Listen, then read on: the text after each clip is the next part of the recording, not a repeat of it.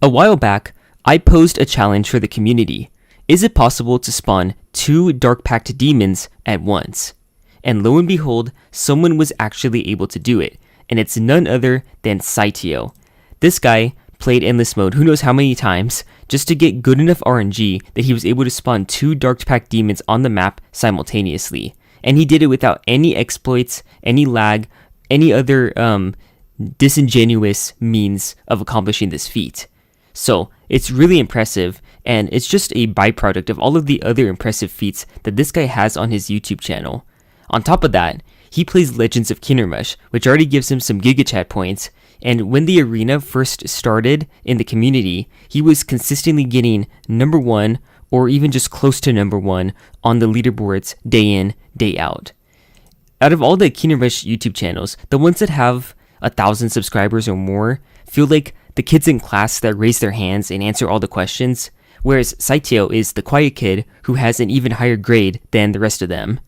So this guy, more than anyone, deserves a hero to be made for him. And I did just that.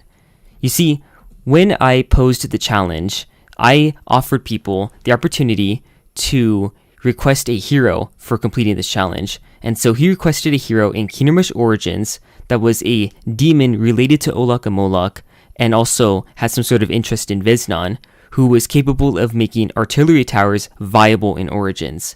And so this is what I've set out to accomplish for him. So I have made Gorloch, the demon Underlord. I've got a bunch of lore up top, and I'll showcase that at the very end of the video, but for now, let's focus on his stats and abilities. So, despite the picture that you just saw up there, he has 150 HP at level 10. Now, when you see the lore, you're going to see that he doesn't actually have his physical form present on the battlefield. He is still in the underworld, just projecting a shadow of himself there, using a fraction of his power. I think that makes a lot more sense, so that way he can still be a balanced hero, but also be extremely powerful lore-wise.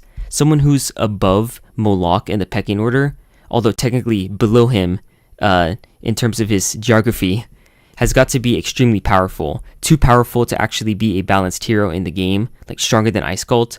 And so, him being projected as a shadow is my workaround for that. He does have 25 HP regenerated per second when he's idle. And so, if he does get damaged and somehow survives, and you want to retreat him to heal, he's going to be up and running again in 6 seconds or less. He also has no armor or magic resistance, goes along with him being a shadow. Now, when it comes to damage, he has really high damage to counteract the fact that his HP is so low here. So his melee attack, the thing with the melee attack is that it's very high risk, much higher than the actual reward really, because how many attacks is he actually going to get off in melee combat before he gets killed by an enemy?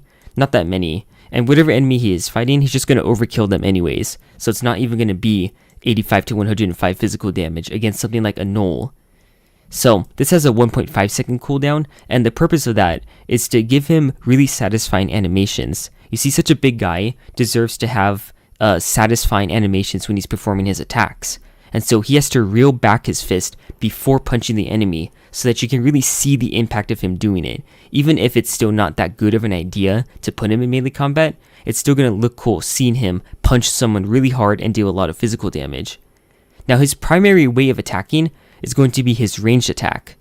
This does 110 to 140 magic damage, but on a 2-second cooldown. So this is 55 to 70 damage per second, and it's actually similar in DPS to this. This has slightly higher minimum damage per second, but that's just because I wanted a clean 85 here, instead of trying to make it an uglier number to make the DPS exactly correct.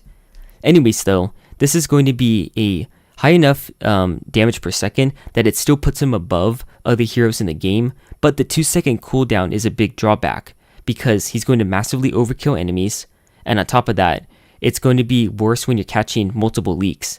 For example, imagine him in Tainted Pit, and 2 shadow spawn are leaking. He can turn around and snipe one of them, and ideally kill them, because they shouldn't have that much leftover HP if they're breaking through your choke point. But the other one is going to be much harder to chase after, and he's going to need another 2-second investment in order to take that one down. So you're going to have control over the situation, which you should considering his DPS, but still he's going to punish you hard for misusing his attacks. Now when it comes to his movement speed, he has a teleport, but it's kind of a slow teleport. So Veznon has him beat in terms of the flexibility of his teleport. This is more of a tactical teleport, similar to Bravebark or even Karkinos, who doesn't necessarily teleport, but he needs to invest some time before he can start moving very quickly across the map. And I wanted to have some satisfying animations here for all of these skills, but I'm not the kind of person that likes to read off every single thing that you can see on the screen here, so you can read that for yourself. And finally, he has a 25-second respawn time. So if he dies, which is actually quite easy for it to happen, it's going to be a big loss because you're not going to be dealing that damage from his attacks for 25 full seconds. And that's a lot of damage per second being lost there. But as you will see when we get through all of his skills, there's a little bit more to it than that. But the first skill here, this is also a request by Saiteo that I forgot to mention. He wanted him to have the ability to summon demons that would follow him around.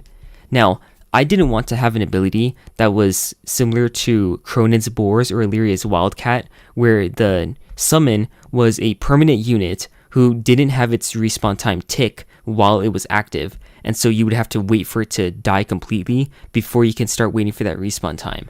I prefer a summon similar to Auric's Sand Warriors, where he keeps on refreshing them every time the cooldown is completed, and the cooldown is ticking even while the units are active. But because of the way it was worded in the request, I decided to try to find a balance between the two.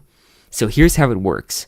He summons one demon for every 10 seconds since the ability was last used, spawning up to 4 total demons at max power. So the first 10 seconds are just the cooldown of the ability.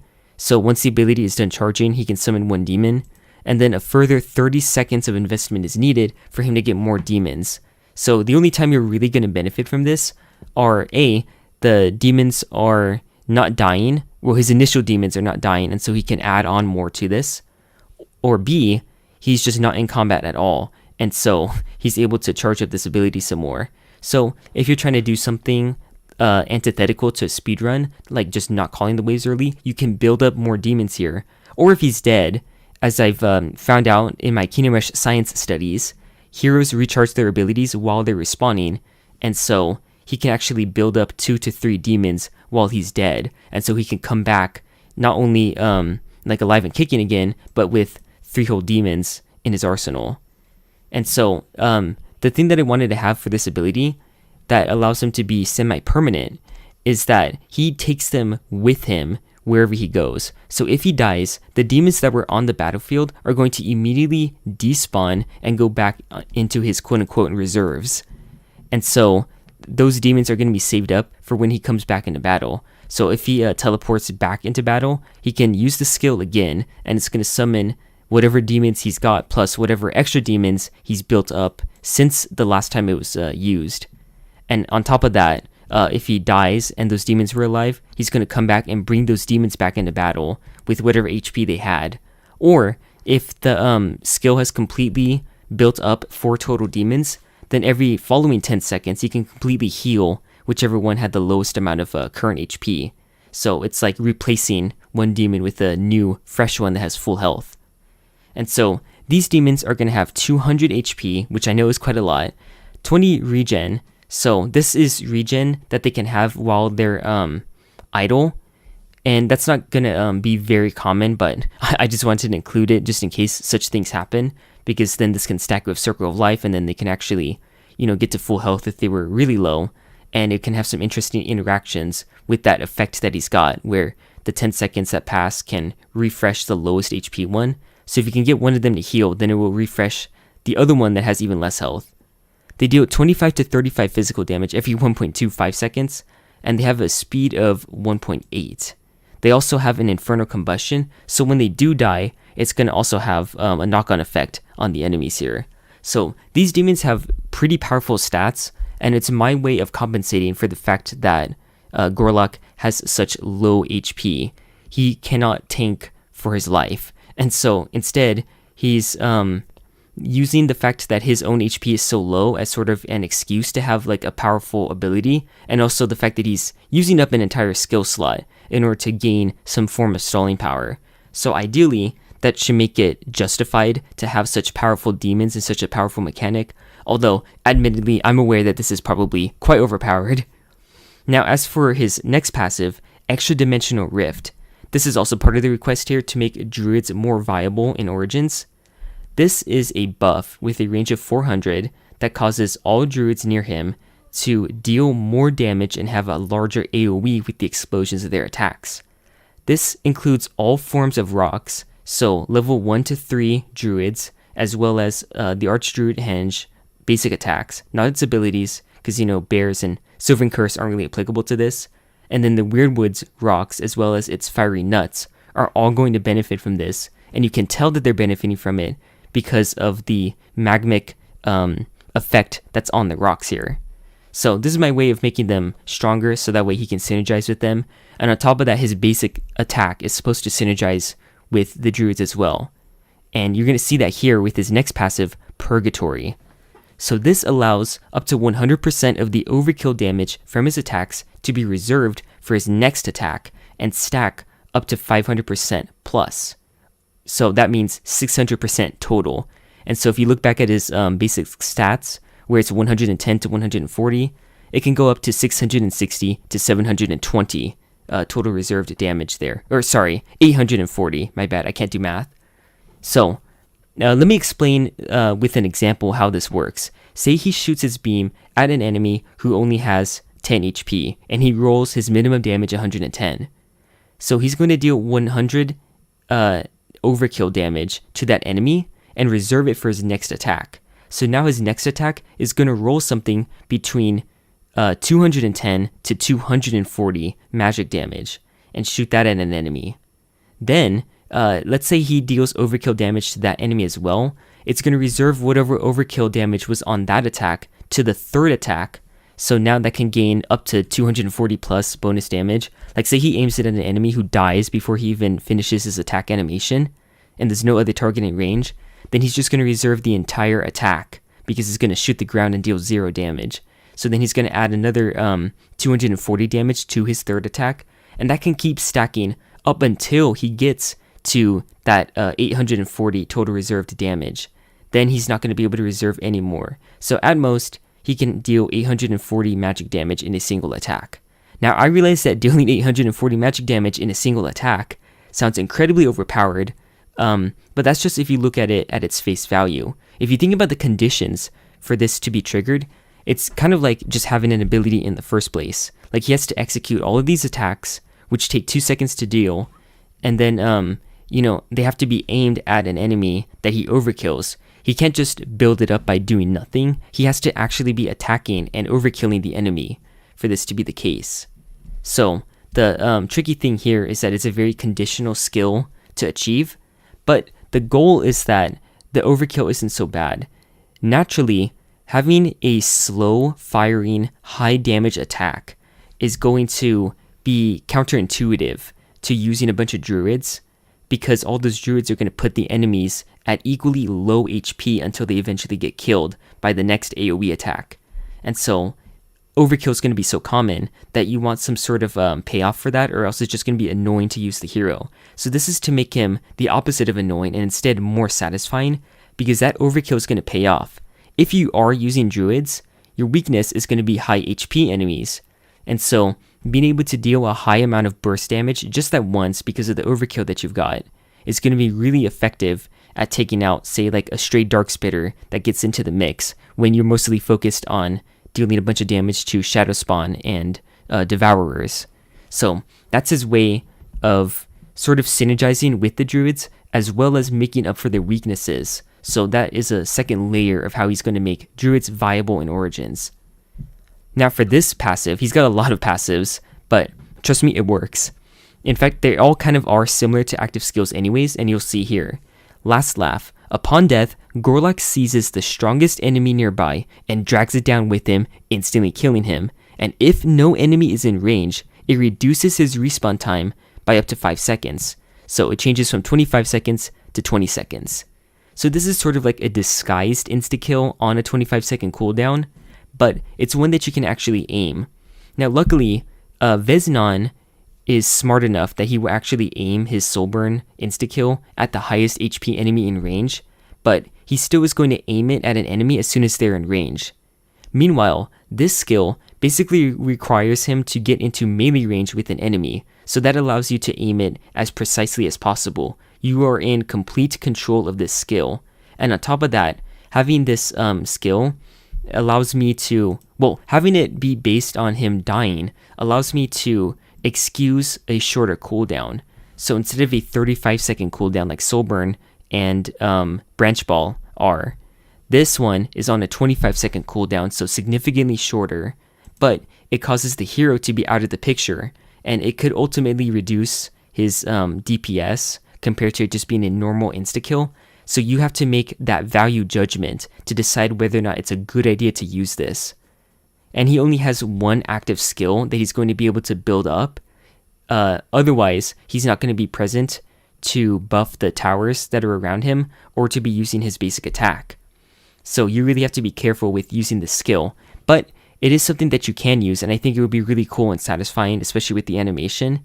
And on it kind of stacks, or I wouldn't say stacks, but it's useful in the same way that Purgatory is, in that you can use this to deal with a very troublesome high HP enemy that would normally be a counter to the towers that you've got. So if you're using a bunch of druids, high HP enemies are a problem.